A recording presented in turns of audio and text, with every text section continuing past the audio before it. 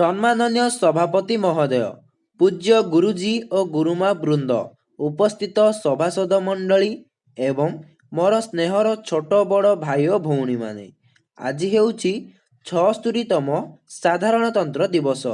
ଏହି ଦିବସ ଅବସରରେ ମୋତେ କିଛି କହିବାକୁ ସୁଯୋଗ ମିଳିଥିବାରୁ ମୁଁ ନିଜକୁ ଧନ୍ୟ ମନେ କରୁଅଛି। ପ୍ରଥମେ ମୁଁ ମୋ ତରଫରୁ ସମସ୍ତଙ୍କୁ ଆଜିର ଏହି 76ତମ ସାଧାରଣତନ୍ତ୍ର ଦିବସର ଶୁଭେଚ୍ଛା ଓ ଅଭିନନ୍ଦନ ଜଣାଉଛି। ପ୍ରତିବର୍ଷ ଜାନୁଆରୀ ମାସ 26 ତାରିଖକୁ ସାଧାରଣତନ୍ତ୍ର ଦିବସ ଭାବେ ପାଳନ କରାଯାଉଛି।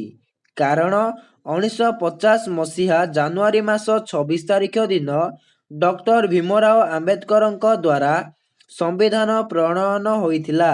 ଏହି ସମ୍ବିଧାନ ତିଆରି ହେବା ପାଇଁ 2 ବର୍ଷ 11 ମାସ 18 ଦିନ ସମୟ ଲାଗିଥିଲା। ଏହା ଏକ ଜାତୀୟ ପର୍ବ ଅଟେ, ଯାହାକି ପ୍ରତ୍ୟେକ ଭାରତୀୟଙ୍କ ପାଇଁ ଗର୍ବ ଓ ଗୌରବର ଦିନ ଅଟେ।